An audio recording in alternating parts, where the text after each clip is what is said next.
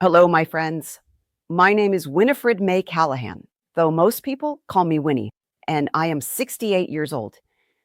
I'm recording this story on a cool autumn evening in Portland, Oregon, sitting in the sunroom of a house that has witnessed more transformation in the past 4 years than in all the decades before. This is a story about second chances, about discovering that the person you thought you'd lost forever might still be waiting. Not in the past where you left them, but in the future you never imagined. It's about two sisters who let silence build a wall between them for 32 years. And about how sometimes the longest journey home is the one that takes you just across town. Most importantly, it's about learning that forgiveness isn't always a dramatic moment of reconciliation. Sometimes it's the quiet daily choice to show up, to listen, to try again. My story begins on a Thursday afternoon in September, 4 years ago. Though, if I'm being honest, it really begins 32 years before that, on the day I stopped speaking to my sister Estelle. I was standing in the produce section of Fred Meyer, squeezing avocados, when I saw her. Or rather, I saw someone who looked so much like what Estelle might look like at 70 that my heart stopped for a full beat. The woman was thin, too thin, with silver hair cut in a practical bob. She moved slowly, leaning heavily on a shopping cart. She wore a faded denim jacket over a floral dress, and when she reached for a bunch of bananas, I saw her hand tremble. It couldn't be her. Estelle lived in Sacramento. Or at least she had the last time I'd heard anything about her, which was more than a decade ago. But something made me follow her. I watched her move through the store, selecting items with the careful deliberation of someone on a fixed budget: a small package of ground turkey, a loaf of wheat bread, a single sweet potato, everything in quantities meant for one person. When she reached the checkout, I positioned myself close enough to hear the cashier say, "How are you doing today, Mrs. Pritchard?" "Oh, managing, Denise," the woman replied. And that voice, reedy and tired but unmistakably familiar, confirmed what my heart had already known. This was Estelle, my sister, the person I hadn't spoken to in 32 years. By the time I made it to the parking lot, she was already getting into an old Toyota Corolla. I watched her drive away, and then I sat in my own car for 20 minutes, trying to process what had just happened. That night, I couldn't sleep. I lay in bed staring at the ceiling, and for the first time in years, I let myself fully remember the sister I had loved before everything fell apart. Estelle was born 3 years before me, on a snowy January morning in 1951. Our mother, Constance, used to tell the story of how the midwife almost didn't make it through the storm. "Your sister came into the world during a blizzard," Mama would say, "and she's had the determination of someone who fought their way into life ever since." It was true. Estelle was the determined one, the planner, the sister who knew what she wanted. I was the dreamer, always getting lost in books or staring out windows. Despite our differences, we were inseparable growing up.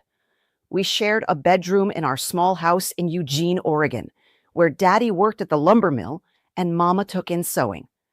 We whispered secrets in the dark and defended each other fiercely against the casual cruelties of childhood. Estelle taught me how to ride a bike. I helped her with her English essays. She was my protector. I was her translator. We both married young. Estelle married Raymond Pritchard when she was 21. I married Thomas Callahan when I was 19. For the first few years, we managed to maintain our closeness despite new marriages and, eventually, children. Estelle had a daughter, Lorelei, in 1975. I finally got pregnant with our son Griffin in 1979. I remember how excited Estelle was, how she drove 3 hours to be there when I brought Griffin home from the hospital. "Our children will grow up together," she said, "just like we did. It should have stayed that way. But life has a way of testing what's precious and fragile." The fracture started small. It began with what I thought were harmless comments from Estelle about my parenting. Griffin was a sensitive child, prone to tears and easily overwhelmed by loud noises and crowds. He'd rather read quietly than play rough games with other children. "You're babying him," Estelle would say during our weekly phone calls. "He needs to toughen up." "He's fine the way he is," I'd reply, feeling defensive. These conversations always left me feeling inadequate and angry. But I told myself it was just sisterly disagreement. The real break came in the summer of 1988. Griffin was 9 years old, and we'd driven to Sacramento for a family gathering at Estelle's house, a celebration of our parents' 40th wedding anniversary. Griffin was having a hard day. The drive had been long, the house was full of loud relatives, and he was tired and overstimulated. When Estelle's husband, Raymond, tried to engage him in a game of catch, Griffin politely declined, saying he'd rather read his book inside. "Come on, sport," Raymond insisted. "Put down the book and be a real boy for once." I saw Griffin's face crumple, and something snapped inside me. "He is a real boy," I said sharply, "and he's fine doing exactly what he wants to do." Estelle pulled me into the kitchen. "You're making him weak," she said, her voice low and intense. "You're raising him to be soft. What's he gonna do when he has to face the real world?" "He's 9 years old," I said, my voice shaking. "He shouldn't have to stand up to someone. He should be allowed to be a child. He should be allowed to be sensitive and interested in books. There's nothing wrong with him." I never said there was something wrong with him. I said there's something wrong with how you're raising him. Maybe I'm teaching him that he doesn't have to become hard to survive. Maybe I'm teaching him that sensitivity is a strength, not a weakness. "You're deluding yourself," Estelle said, her face flushed, "and you're going to regret it when he grows up unprepared for life." "At least I'm not forcing my child to be someone he's not, just to meet some arbitrary standard of masculinity," I snapped. The silence that followed was deafening. We stood in her kitchen, surrounded by the sounds of family celebration, and stared at each other across a chasm that had opened between us. "If that's what you think of me," Estelle said finally, her voice cold, "then maybe you should leave." "Maybe I should," I replied. We packed up and left that afternoon. That was the last time I spoke to my sister. There were a few attempts at reconciliation in the first year. Mama called me in tears, begging me to make peace with Estelle. Daddy wrote me a letter asking me to remember that family was more important than pride. But I couldn't, or wouldn't. I was so convinced that I was right and she was wrong that I couldn't see past my own righteous indignation. Estelle must have felt the same way, because she never reached out directly. Not once in 32 years. After I saw Estelle in the grocery store, she haunted me. I found myself thinking about her at odd moments. That trembling hand reaching for the bananas, the careful selection of single servings. I did something I'm not proud of. I looked her up online. A simple search revealed that Estelle and Raymond had moved to Portland 3 years earlier. Raymond had died 2 years ago. There was an obituary that mentioned his wife Estelle and his daughter Lorelei. Now living in Boston, my sister was a widow, alone in a city where she had no family connections. I thought about my own life. Kamis had passed away 5 years earlier from pancreatic cancer, and those first years of widowhood had been the loneliest of my life. Even with Griffin living just 30 minutes away with his husband Marcus and their adopted daughter Sophia, I had felt desperately alone. At least I'd had my community. I lived in Portland for 40 years. I had friends, familiar places, a support network. Who did Estelle have? I started going to that Fred Meyer every Thursday afternoon, the same time I'd seen her before. I told myself I was just doing my grocery shopping, but I kept hoping to catch another glimpse of my sister. I did see her. Not every week, but often enough. I watched from a distance, noting how she seemed to be getting thinner. How some weeks she moved more slowly than others. I never approached her. I was a coward that way. I just watched and worried and wondered what I would say if I ever found the courage to speak. This went on for 3 months. 3 months of silent surveillance. 3 months of going home and feeling ashamed of my own cowardice. Then came the Thursday that changed everything. It was late November, and Portland was living up to its rainy reputation. I almost decided not to go to the grocery store that day, but something compelled me to make the trip anyway. I was in the canned goods aisle when I heard it. A crash, followed by a small cry of distress. I hurried toward the sound. In the next aisle over, I found Estelle on the floor, surrounded by scattered cans of soup. Her shopping cart had tipped over, and she was struggling to get up, her face tight with pain and embarrassment. "Estelle," I said, dropping to my knees beside her. She looked up, and I watched confusion, recognition, and a dozen other emotions flash across her face. "Winnie?" Her voice was barely a whisper. "It's me," I said. "I'm here. Let me help you." Between the store employees and myself, we got Estelle to her feet and into a chair. She was shaking, and she was clutching her right arm in a way that suggested injury. "You need to go to the hospital," I said firmly. "I can't afford," she started, then stopped, embarrassed. "I'm taking you," I said, in a tone that left no room for argument. The trip to the emergency room was surreal. We sat in my car in silence, thick with 32 years of unsaid words. Windshield wipers beating steadily against the rain. "How long have you been in Portland?" I finally asked. 3 years, she said, staring straight ahead. "Raymond got a job transfer, and then she trailed off." "I know," I said quietly. "I'm sorry." She turned to look at me, surprise evident. "How did you know? I saw you at Fred Meyer a few months ago. I looked you up online. You've been watching me?" There was no accusation in her voice, just curiosity. "Yes," I admitted. "I didn't know what to say, how to approach you. After all this time."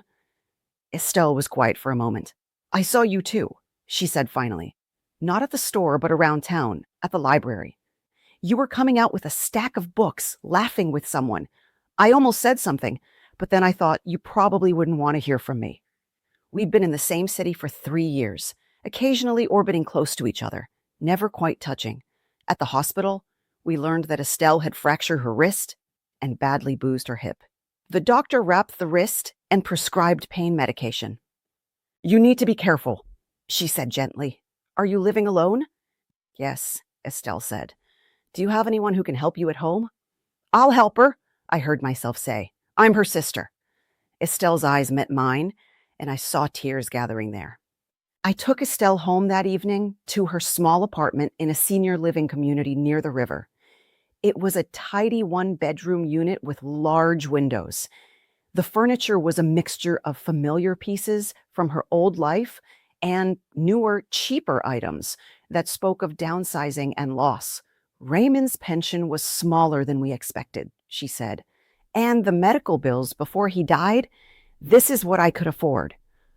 I helped her get settled on the couch, made her tea, and filled her prescription at the pharmacy downstairs. "I should go," I said, "but I'll come back tomorrow." "Winnie," Estelle said, tremor in her voice, "you don't have to do this. I know things between us. I know it's been a long time." 32 years, I said. "It's been 32 years, Estelle, and I'm tired of it." "Aren't you tired?" She nodded, tears spilling over. "So tired." I sat back down and took her uninjured hand in mine. It felt small and fragile. "I'm sorry," I said.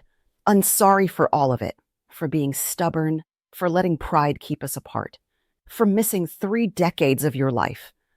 "I am sorry too," she whispered. "I was so sure I was right about everything, about Griffin, about how children should be raised. I thought I was helping, but I was being judgmental and controlling." "Griffin turned out pretty wonderfully," I said with a small smile. "He's a pediatric psychologist now. He specializes in working with sensitive children, helping them understand that their sensitivity is a gift. Estelle let out a sound that was half laugh, half sob. Of course he did. Winnie, I was so wrong, and I was too proud to admit it. We sat together in the dimming light, holding hands, crying for everything we'd lost and everything we might still reclaim. That night, I drove home in a daze. When I called Griffin, I said, I found Aunt Estelle today. There was a long pause. Aunt Estelle? Your sister? The one you haven't talked to since I was 9? Yes, she lives here, in Portland. She fell at the grocery store, and I took her to the hospital. I'm going to help take care of her. Mom, are you okay? This is huge. I know, I said. But Griffin, she looked so alone. And I realized that I've been alone too, in a different way. We've wasted so much time. I'm glad you found her, he said softly. Over the next few weeks, I went to Estelle's apartment every day. At first, the visits were practical, helping her bathe and dress, cooking meals, doing grocery shopping and laundry. We spoke in the careful, polite tones of near strangers. But gradually, we began to remember how to be sisters.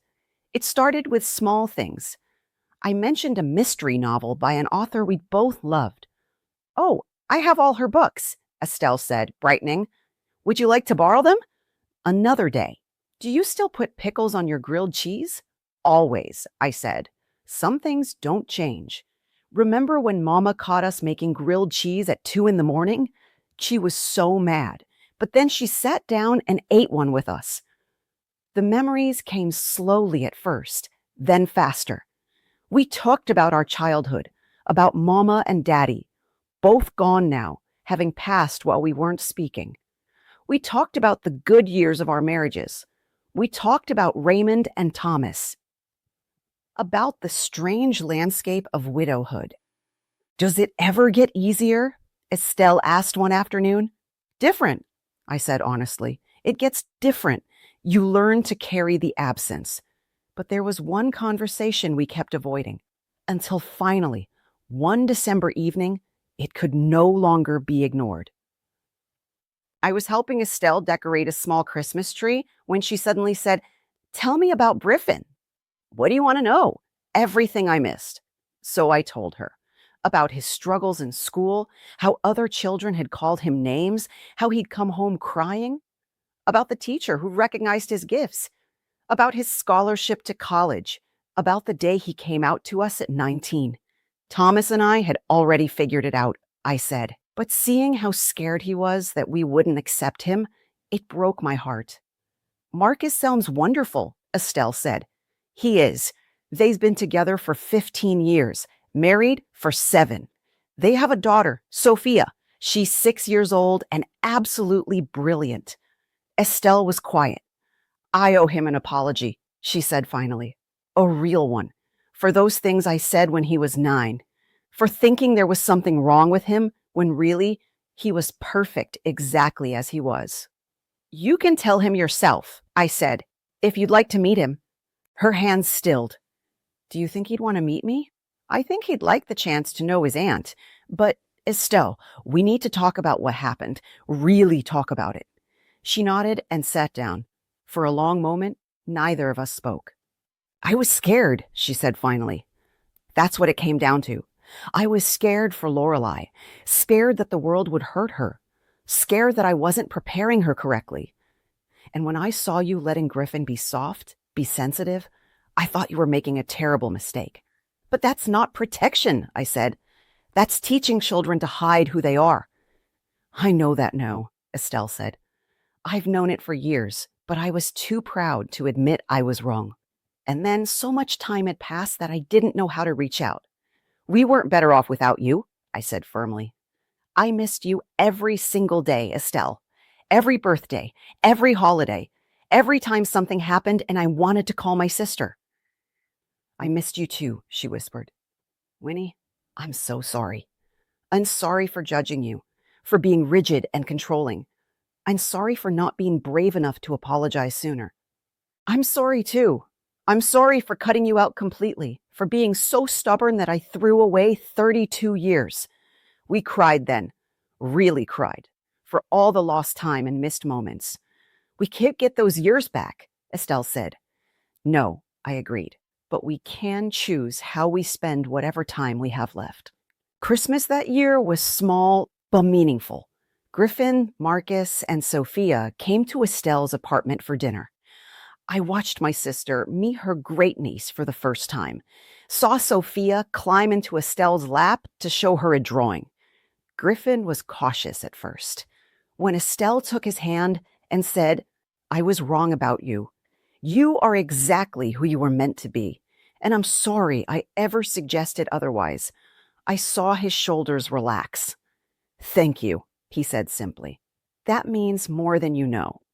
Marcus watched with bemused interest. "It's nice to see the Callahan sisters reunited," he said. "Pride was the cause," I said, "and stubbornness. Griffin was just an innocent 9-year-old who liked to read." After dinner, Griffin pulled me aside. "Are you happy, Mom? About reconnecting with her?" I looked at my sister, at her head bent close to my granddaughter's. "Yes," I said. "It's okay." By January, Estelle's wrist had healed, but I kept coming anyway. We developed a routine. I'd visit 3 times a week. We'd have lunch, maybe watch a movie, or work on a jigsaw puzzle. One afternoon, Estelle said, "I'm lonely here. Do you want to move somewhere else?" "I don't know. I just don't have friends here." Raymond and I were so focused on his health those first 2 years that we never really integrated into the community. And after he died, I just sort of shut down. An idea was forming in my mind. Finally, in early February, I voiced it. "What if you moved in with me?" Estelle looked up from her crossword. "What?" "My house has 4 bedrooms.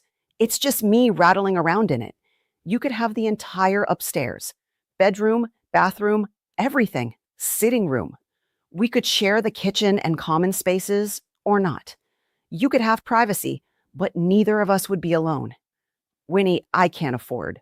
Just contribute what you can toward utilities and groceries. It's not about money. It's about, I've spent 5 years in that house alone, and you spent 2 years alone here. What if we try being unalone together?" She stared at me. "You really want this?" "I missed 32 years of having a sister," I said. "And I don't want to miss any more." Estelle moved in on March 1st. With Griffin and Marcus's help, we transported her belongings in one day. That first night, I made dinner for both of us. "This is strange," Estelle said, smiling. "Good strange or bad strange?" "Good strange. Definitely good strange. It wasn't always easy those first few months. We'd both grown accustomed to living alone. We had to negotiate thermostat settings and television volume and kitchen organization, but we learned to compromise. We learned to communicate. We learned that sometimes the most loving thing you can do is give the other person space, and sometimes it's insisting on togetherness. "I'm sorry I reorganized your spice cabinet," Estelle said one day. "I'm sorry I snapped at you about it," I replied. "I'm just resistant to change." "That seems to be a Callahan sister trait," she said dryly. We both laughed, and the tension dissolved. By summer, living together felt natural. The house that had echoed with loneliness was now full of life again. We fell into rhythms. Grocery shopping together on Saturdays, evening walks when the weather was nice. Jeopardy every weeknight, competing to see who can answer more questions. But we also maintained independence. Estelle joined a book club at Senior Center. I continued my volunteer work at the library. Griffin and his family visited often. I watched with joy as Estelle developed a relationship with them. She taught Sophia how to knit. She and Marcus bonded over mystery novels. She and Griffin had long conversations about child psychology. Aunt Estelle says I turned out okay because you let me be myself, Griffin told me. "You turned out more than okay," I said. But the biggest surprise came in the form of Lorelei. Estelle's daughter had been distant for years, calling dutifully once a month, but never visiting. According to Estelle, their relationship had been strained since Raymond's death. Lorelei felt guilty for not being there more, and that guilt had manifested as avoidance. She doesn't understand that I don't blame her, Estelle told me. She has her own family, her own career. I never expected her to put her life on hold. Have you told her that? I've tried, but she changes the subject. What if you invited her for a visit? She can stay here. We have the room. Estelle looked uncertain. What if she says no? Then at least you tried, but I think she might surprise you. Lorelei arrived in August. She was a tall woman in her mid-40s with Estelle's sharp eyes and my nose. She was clearly nervous. Aunt Winnie, she said, embracing me carefully. Thank you for having me. It's wonderful to see you again, I said honestly. Over dinner that first night, the conversation was stilted. Lorelei asked polite questions about Portland, about the house, avoiding the elephant in the room. But on the second day, something shifted. I came downstairs early to find Lorelei and Estelle in the kitchen, both red-eyed from crying. I'm sorry, Lorelei was saying. Mom, I'm so sorry I haven't been there for you. After Dad died, I couldn't handle it. I couldn't handle seeing you alone. So I avoided it. Avoided you. Oh, sweetheart, Estelle said, taking her daughter's hand. I never needed you to fix anything. I just needed to know you still loved me. Of course I love you. I've always loved you. I just felt so guilty. Guilt is a terrible reason to stay away from someone, Estelle said gently. Guilt doesn't help anyone. But love helps. I quietly retreated upstairs, giving them privacy. Lorelei extended her visit from 4 days to 10. She joined our walks, helped with gardening projects, spent hours going through old photo albums. I wish I'd known you were here, Aunt Winnie, she said. Mom was so alone after Dad died. We found each other when we were meant to, I said. Before Lorelei left, she pulled me aside. Thank you for taking care of my mother. She's taking care of me just as much, I replied. That's how family works. As autumn arrived, marking 1 year of Estelle living with me, we started hearing from other people who'd been estranged from family members. A woman at Estelle's book club mentioned she hadn't spoken to her brother in 15 years. A man at the senior center said he regretted not making peace with his father before he died. You're lucky you found your way back, people would say. But Estelle and I knew it wasn't just luck. It was choice. It was courage. It was the willingness to be vulnerable. One day, a woman named Harriet approached us at the senior center. I heard your story, she said, about how you didn't speak for 32 years and then reconnected. I have a sister too. We haven't spoken in 18 years. She lives just 20 minutes away. What happened? Estelle asked gently. Harriet's story was different in details, but sickler in shape. An argument about their mother's care. Things said in anger. Pride, preventing reconciliation. I don't know what to say. How do you start after 18 years? You start with the truth, I said. You start by saying, I miss you. I'm sorry. Can we try again? But what if she says no? Then at least you tried, Estelle said. The regret of not trying is worse than the risk of rejection. 2 weeks later, Harriet found us again, her face transformed. I called her, she said. My sister. We talked for 3 hours. We're having lunch next week. That conversation was the beginning of something we hadn't anticipated. We started leading a support group at the senior center for people dealing with family estrangement. It met twice a month. There was Bernard, who hadn't spoken to his son in 20 years. There was Constance. Sharing our mother's name felt like a sign, cut off from her grandchildren. There was Frank, whose brother had borrowed money and never paid it back. Each story was unique, but the themes were universal.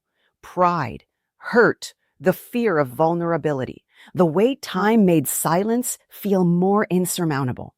The thing I've learned, Estelle told the group, is that being right isn't worth being alone. I was convinced I was right about how Winnie was raising Griffin. Maybe I was, maybe I wasn't, but it wasn't worth 32 years without my sister. Over the following year, several members successfully reconnected with estranged family members. Not everyone did, and that was painful to witness. But even those who weren't successful said the group helps them process their grief. I can't control whether my daughter wants a relationship with me, Constance said. But I can control whether I spend the rest of my life paralyzed by regret. I reached out. I apologized. I made myself available. The rest is up to her. In the spring of our 3rd year living together, Estelle had a health scare. She developed pneumonia and ended up hospitalized for a week. I stayed at the hospital as much as they'd let me. Lorelei flew out immediately. Is Mom going to be okay? She asked. She's strong, I said. She's going to fight this. And she did. Estelle recovered slowly, and when she finally came home, she was weak but determined. I'm not going anywhere yet, she told me. I've got too much left to do. That illness changed something in both of us. It was a reminder that our time was finite and precious. We'd already lost so many years. I want to do something meaningful with the rest of my life, Estelle said one afternoon. Something more than just existing. What do you have in mind? I asked. She gestured to letters from support group members. This, she said, helping other people find their way back to each other, writing about our experience. So we started writing, not a formal book, but essays and reflections about estrangement and reconciliation. We submitted them to magazines and websites. To our surprise, they started getting published. And with each publication, we'd receive emails from people who'd been touched by our story, inspired to reach out to their own estranged family members. We're making a difference, Estelle said, reading a letter from a woman who'd reconciled with her twin sister. We're taking something painful and turning it into something helpful. That's all we can really do with our pain, I reflected. Transform it into something that helps others. There's a garden in our backyard now that wasn't there when I lived here alone. Estelle and I planted it together our first spring. Tomatoes and herbs and flowers that bloom in riotous colors. We work in that garden several times a week, our hands in the soil, talking or companionably silent. Sometimes we reminisce about our childhood, about Mama's garden. Sometimes we talk about the future. And sometimes we just work in silence, side by side. The garden is a metaphor, I suppose, something that was buried and dormant for years, something we thought might be dead, tuned out to just be waiting for the right conditions to grow again. All it needed was for someone to be willing to dig in the dirt, to plant new seeds, to water consistently, and believe that something beautiful could still bloom. We couldn't bring back the 32 years we lost. Those years are gone forever. But we could plant something new in the time we have remaining. And what we've grown here, this life we share, this family we've rebuilt, this community we've created, is more beautiful than anything we could have imagined. Now, as I sit here recording this story, Estelle is downstairs making dinner. I can hear her humming along to jazz music, and the smell of her famous lasagna is wafting up the stairs. It's been 4 years since that day in Fred Meyer. 4 years since I saw my sister again after 32 years of silence. 4 years of rebuilding what we'd lost and creating something entirely new. I'm not going to tell you that everything is perfect. We still disagree sometimes. We still have moments of frustration. Just last week, we had an argument about whether to get a cat. But the difference now is that we've learned how to disagree without letting it destroy us. We've learned that conflict doesn't have to mean catastrophe. We've learned that "I'm sorry" are some of the most powerful words in any language. Quiffen and his family are coming for dinner tonight, as they do every Sunday. Lorelei is visiting next month with Estelle's grandchildren. Our support group continues to meet. The house that felt so empty after Thomas died is now full again. Not with the same fullness it once had, but with a different kind. The fullness of chosen family, of forgiveness extended and received, of second chances gratefully taken. If you're listening to this story and you have someone in your life you're not speaking to, a sister, a brother, a parent, a child, I want you to know something. It's not too late. I know it feels too late. I know the silence has gone on so long that you can't imagine breaking it. I know the hurt is real and the grievances are legitimate, and the idea of being vulnerable feels terrifying. But it's not too late. Maybe the person you're estranged from won't respond. Maybe they're not ready. Maybe the relationship can't be fully repaired. Those are real possibilities. But maybe, just maybe, they're standing in a grocery store watching you from a distance, wanting to say hello, but paralyzed by fear and pride. Maybe they're picking up the phone and putting it down again, just like you are.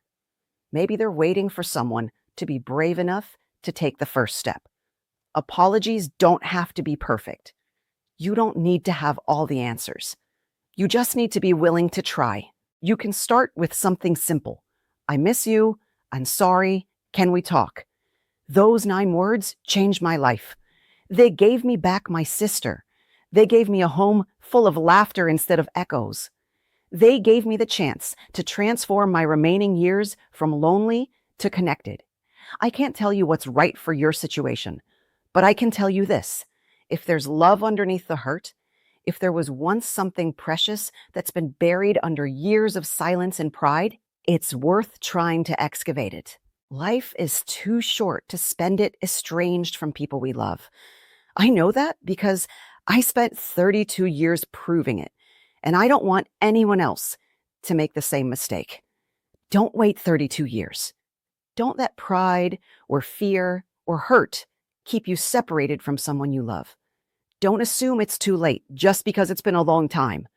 Pick up the phone, write the letter, send the email. Take the first step, however small and scared it might feel. Because life is happening right now, and the people we love won't be here forever. And the time we have to make things right is always shorter than we think. Estelle and I were given a second chance, and we almost missed it. We almost let pride and stubbornness rob us of these 4 years. Years that have been among the richest and most meaningful of my entire life. Don't miss your chance. The bridge between you and the person you're missing might be shorter than you think. It might just require one person to be brave enough to start crossing it. Let that person be you. I've learned so much in these 4 years. I've learned that apologies are acts of courage, not weakness. I've learned that forgiveness is a process, not an event. I've learned that family isn't just about shared blood. It's about showing up day after day, choosing connection over comfort. Griffin came over last week with a question. Mom, do you ever regret the 32 years you lost? I thought about it carefully. Yes and no, I said. Of course I regret the lost time. I regret missing so much of Estelle's life and her missing so much of yours. I regret that Mama and Daddy died before they saw us reconcile. But, he prompted, but I don't regret who I became in those years. I don't regret raising you the way I did, even if it meant standing alone. I don't regret learning to trust my own judgment. And I think maybe Estelle and I both needed to become who we are now before we could meet each other again. Not as the sisters we were, but as the women we've become. Griffin nodded. She's different than I remember. We all are. That's the beautiful thing about time. It changes us if we let it. The question is whether we let it make us bitter or better. Inside, I could hear Estelle laughing at something Marcus had said, and Sophia's voice piping up excitedly. My family, all of them, together. You know what I've learned? I continued. Pride is expensive. It cost me 32 years, and forgiveness isn't a one-time event. It's a choice you make every day. I choose to forgive Estelle for the things she said. She chooses to forgive me for the years I stayed away. We both choose to forgive ourselves for being too stubborn to bridge the gap sooner. That's very wise, Mom, Griffin said. I've had a lot of time to think about it, I said.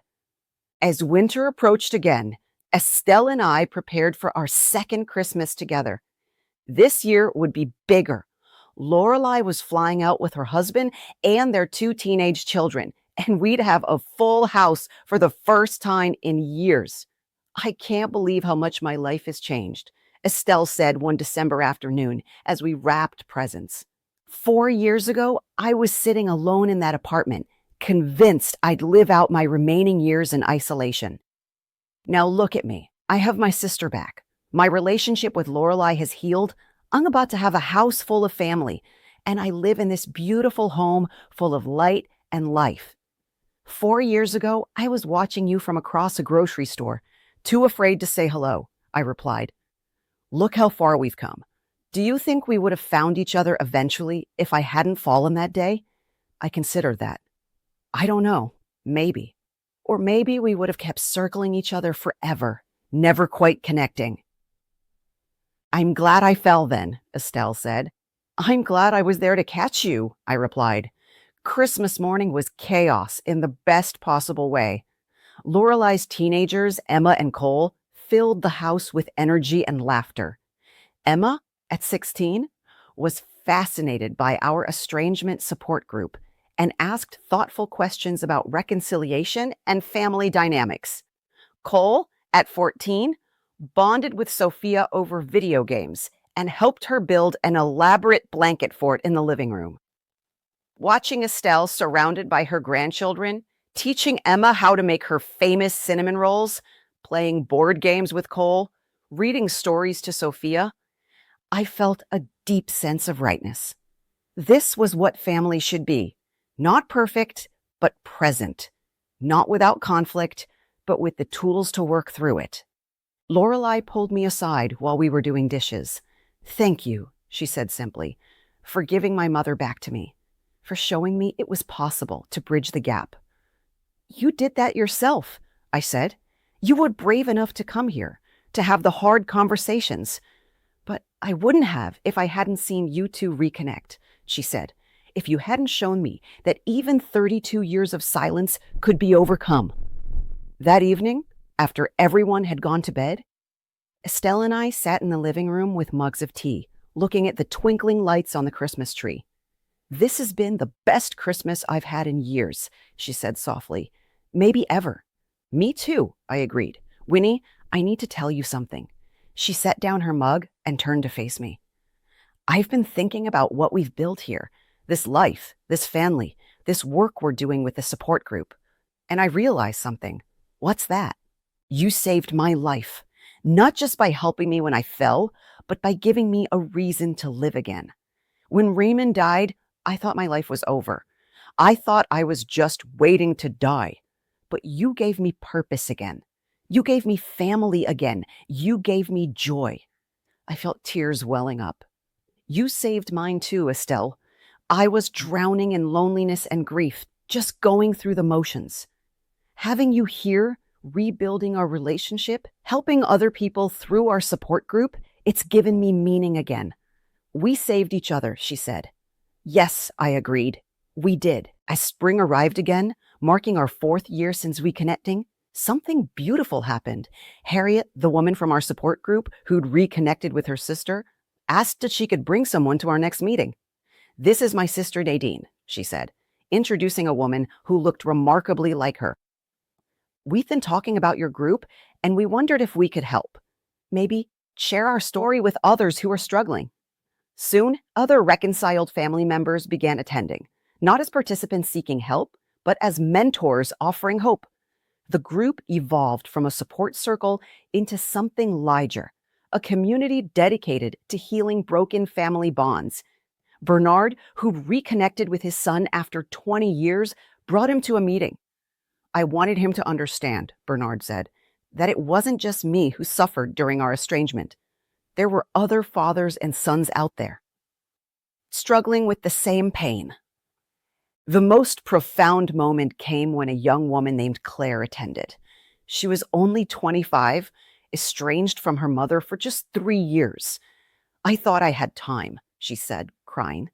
I thought I could wait until I was ready, until I was less angry. But then I heard your stories. 32 years, 20 years, 18 years.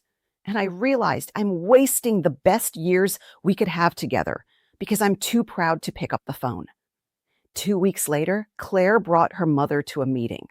They sat side by side, holding hands, still working through their issues, but no longer working through them alone. You gave us the courage to try, Claire's mother said. You showed us it was possible. Estelle squeezed my hand under the table. This was the legacy of our pain, transformed into purpose. One evening in late May, as Estelle and I worked in the garden, she said something that stayed with me. Do you know what the hardest part of our reconciliation was? What? I asked, pausing in my weeding. Accepting that I'd been wrong, not just about Griffin, but about so many things, about what strength looks like, about what good parenting means, about the value of gentleness in a harsh world. She pulled a weed with particular vigor. For 32 years, I told myself I'd been right to say what I said, that you were the stubborn one, that you were the one who'd overreacted. And now I know that being right isn't as important as being kind, and that sometimes the strongest thing you can do is admit you are wrong. I sat back on my heels, thinking about my own journey. The hardest part for me was letting go of my anger. I'd held onto it for so long that it felt like part of my identity. I was the wronged sister, the one who'd been judged unfairly. That anger felt righteous, justified. What changed? I saw you on the floor of that grocery store, looking so small and alone, and suddenly none of that mattered anymore. The anger, the hurt, the need to be right, it all just evaporated. All I could think was, that's my sister and she needs help. Estelle's eyes filled with tears. We wasted so much time. Yes, I said, but we're not wasting any more. Last month, something happened that brought everything full circle. I was at Fred Meyer, the same store where I first seen Estelle again, when I noticed a woman watching me from across the produce section. She was younger than Estelle and I, maybe in her late 50s, and there was something in her expression that I recognized: longing, fear, indecision. I walked over to her. "Excuse me," I said gently. "Are you okay?" She looked startled, then embarrassed. "I'm sorry. I didn't mean to stare. It's just, you look like someone I used to know." "A sister?" I guessed. Her eyes widened. "How did you know?" "I recognized the look," I said. "I spent 3 months watching my own sister in this store, too afraid to approach her." "Did you ever talk to her?" "I did, and it changed both our lives." We talked for 20 minutes right there in the produce section. Her name was Dolores, and she'd been estranged from her sister for 15 years over a dispute about their father's will. She'd recently learned her sister had moved to Portland, and she'd seen her here twice, but hadn't been able to work up the courage to say hello. "What if she doesn't want to talk to me?" Dolores asked. "What if she does?" I countered. "What if she's been watching for you too, hoping for the same thing?" I gave Dolores my phone number and told her about our support group. "Whether you decide to reach out to your sister or not," I said, "you don't have to go through this alone." She came to the next meeting, and the meeting after that.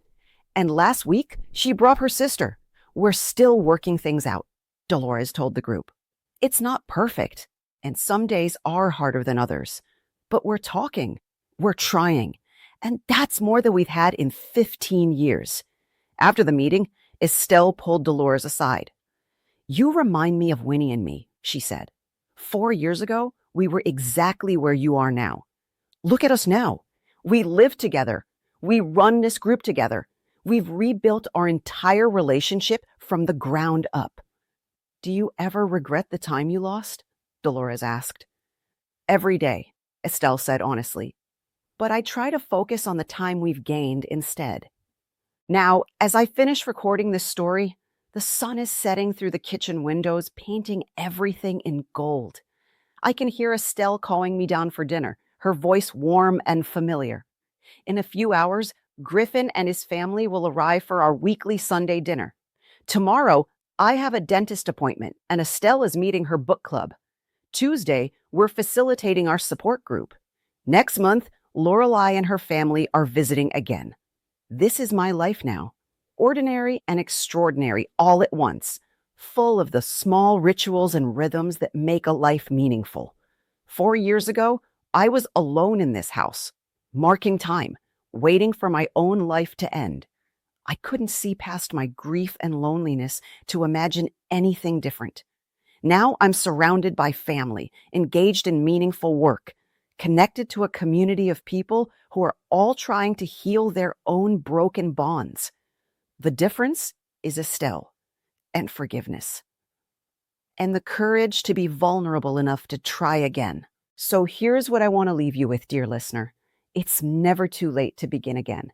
It's never too late to say, I'm sorry. It's never too late to reach out to someone you've lost to pride or hurt or the simple passage of time. Will it be easy? No. Will it be perfect? Absolutely not. Will there be awkward moments and difficult conversations and days when you wonder if you made a mistake? Yes, yes, and yes. But will it be worth it? I can't answer that for you. I can only tell you that for Estelle and me, it's been worth every difficult moment, every hard conversation, every time we've had to swallow our pride and admit we were wrong. The years we lost are gone forever. We'll never get them back. But the years we have left are ours to shape, and we're choosing to shape them together. We're choosing connection over isolation, vulnerability over pride, love over the need to be right. And in making those choices, we've discovered that life's richest seasons sometimes come not at the beginning, but in the fullness of years, when we've learned how to tend both gardens and souls with wisdom, patience, and love. The bridge between you and the person you're missing might be shorter than you think. All it takes is one person to be brave enough to start crossing it. Let that person be you. Don't wait. Don't let another day, another week, another year slip by. Don't let pride rob you of the chance to heal what's broken. Because life is short, and the people we love are precious, and time is always running out faster than we think. And because you deserve to know the peace that comes from reconciliation. You deserve to know the joy of having your family whole again. You deserve to spend your remaining years surrounded by love instead of haunted by regret. Estelle and I are proof that it's possible, that even 32 years of silence can be broken, that even the deepest wounds can heal if both people are willing to do the work. We're not special. We're not uniquely capable of forgiveness or reconciliation. We're just two stubborn sisters who finally got tired of being alone, who finally found the courage to admit we were wrong, who finally chose love over pride. If we can do it, so can you. I can hear Estelle's footsteps on the stairs now. In a moment, she'll poke her head into this room and ask what's taking me so long. I'll tell her I'm just finishing something important. She'll raise an eyebrow. She knows me well enough now to recognize when I'm being sentimental. But she'll smile and wait, because that's what family does. They wait. They show up. They give you space when you need it and pull you close when you're drifting too far away. They forgive you when you're wrong. They challenge you when you're stuck. They celebrate your joys and share your sorrows. And sometimes, if you're very lucky, they give you a second chance. Estelle gave me that gift, and every day I try to be worthy of it. So this is my prayer for you, whoever you are, wherever you are. May you find the courage to reach out. May you find the humility to apologize. May you find the grace to forgive. May you discover that the person you thought was lost to you forever is actually just waiting for someone to be brave enough to say, I miss you. I'm sorry. Can we try again? And may you, like Estelle and me, discover that it's never too late to come home. The dinner table is waiting. My sister is calling, and I have nowhere else I'd rather be. Thank you for listening to my story. Now go write your own ending. It's not too late. It's never too late. Not until it is. This story was recorded by Winifred May Callahan on a golden autumn evening in Portland, Oregon, in a house full of love and laughter, surrounded by family, grateful beyond measure for second chances, and hoping with all her heart that someone, somewhere, will hear these words and find the courage to make that call, send that message, cross that bridge. Don't wait. Please, don't wait. The people you love won't be here forever, but they're here now. And now is all we ever really have.